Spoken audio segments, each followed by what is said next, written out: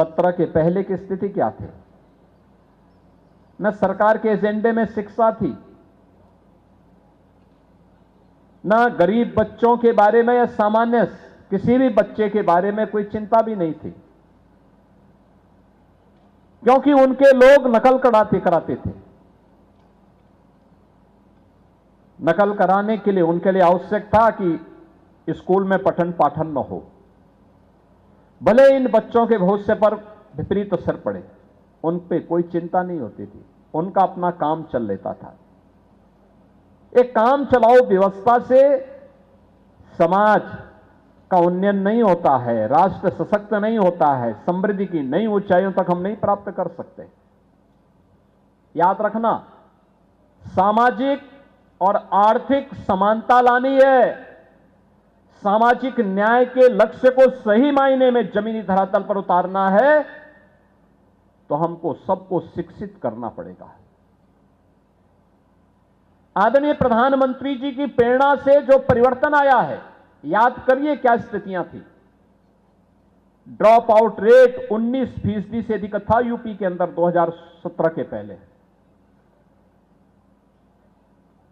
तीसरी, चौथी, पांचवी, छठी क्लास के बाद बच्चे स्कूल छोड़ देते थे, नहीं जा पाते थे। लोग क्या बोलते थे? हम बोलते थे क्यों बच्चे स्कूल छोड़ दे रहे हैं, क्यों हमें दिन भर बच्चे घूमते हुए दिखाई देते हैं,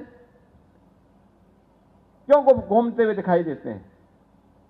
हमें नाराजगी व्यक्त करनी पड़ती थी कि मैं किसी रोड पे जाता हूं, मैं देखता हूं बच्चे दिन भर घूमते हैं, कोई तालाब में खेल रहा है, कोई भैंस के साथ खेल रहा है, कोई किसी मोहल्ले में वहां पर कीचड़ में ऐसे खेले जा रहे हैं, धूल में खेले जा रहे हैं, क्यों घूम रहे हैं, वो स्कूल क्यों नहीं जा रहे हैं?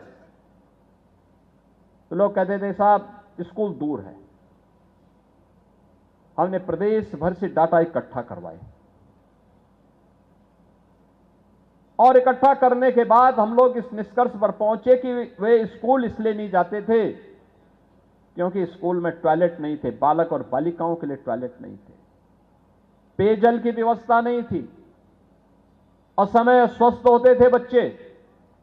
आज मुझे इस पर गौरव की अनुभूति होती है कि आदरणीय प्रधानमंत्री जी की प्रेरणा से, उनके मार्गदर्शन और उनके नेतृत्व में आज बेसिक शिक्षा परिषद की लगभग सभी विद्यालयों में बालक और बालिकाओं के लिए अलग अलग टॉयलेट, पेयजल की व्यवस्था हुई है और ड्रॉप आउट रेट 19% से घट करके आज मात्र 3% तक पहुंचा है।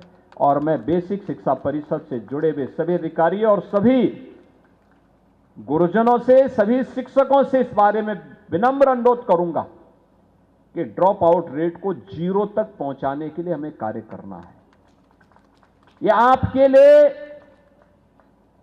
एक उदाहरण होगा, आप अन्यों को इसका उदाहरण दे सकते हैं और ये बेसिक शिक्षा विभाग की सक्सेस स्टोरी होगी।